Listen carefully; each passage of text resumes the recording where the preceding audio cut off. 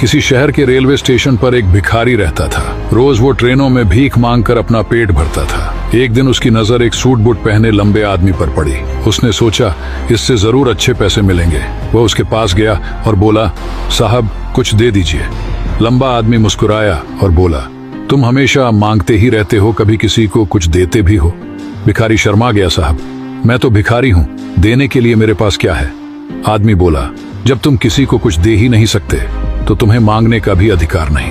इस दुनिया में लेने देने का नियम चलता है, जब तक दोगे नहीं मिलेगा भी नहीं। और वह ट्रेन में बैठकर चला गया। उसकी बात भिखारी के दिल में तीर की तरह चुभ गई। 2 दिन तक वह यही सोचता रहा, शायद मुझे भी इसलिए कम मिलता है क्योंकि मैं किसी को बदले में कुछ नहीं देता। तीसरे दिन उसने स्टेशन पर खूबसूरत फूल खिलते देखे। उसके मन में चमक आई, क्यों ना देने वालों को बदले में फूल दूं। उसने कुछ फूल तोड़े और भीख मांगने चला गया। अब जब भी कोई उसे पैसे देता, वो बदले में मुस्कुराकर एक फूल दे देता। लोग खुश होते और उसे पहले से ज्यादा पैसे देने लगे। भिखारी समझ गया, देने में ही पाने का रहस्य है। एक दिन वही लंबा आदमी फिर स्टेशन पर दिखा।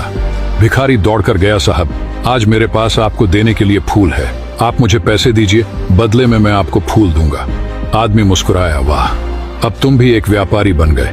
भिखारी की सोच बदल चुकी थी। अगले दिन से वह स्टेशन पर नहीं दिखा। 6 महीने बाद वही स्टेशन 2 सूट बूट पहने व्यक्ति आपस में मिले। एक बोला, कहो पहचाना? दूसरा बोला, नहीं। पहला मुस्कुराया, हम 2 बार इसी ट्रेन में मिल चुके हैं, मैं वही भिखारी हूँ। दूसरा व्यक्ति हैरान, ओह तुम वही, लेकिन अब तुम कहाँ जा रहे हो? वह गर्व से बोला, फूलों का बड़ा व्यापारी बन गया हूँ। लोगों ने मेरी भीख नहीं खरीदी, मेरे फूल खरीदे। आपने सिखाया था जब तक हम कुछ देते नहीं हमें मिलता भी नहीं। उस दिन से मेरी सोच बदल गई और मेरी किस्मत भी। दोनों मुस्कुराए और आगे बढ़ गए। इस कहानी की सीख, सफलता हमारी सोच में छुपी होती है। तुम खुद को जैसा मानते हो, जिंदगी भी तुम्हें वैसा ही बना देती है। इसलिए खुद पर भरोसा रखो और देने की आदत डालो, किस्मत खुद बदल जाएगी।